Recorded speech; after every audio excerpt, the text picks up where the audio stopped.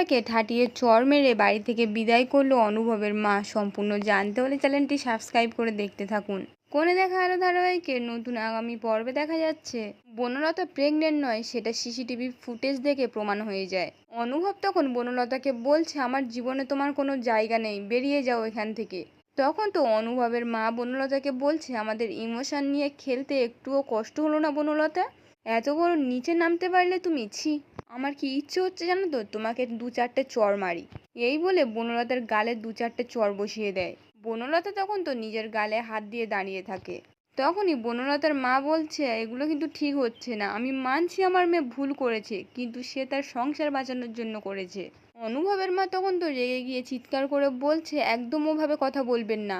নিজের মেয়েকে নিয়ে এক্ষুনি এ বাড়ি থেকে বিদায় হন, আর আমার ছেলের জীবনটা বেঁচে যাক।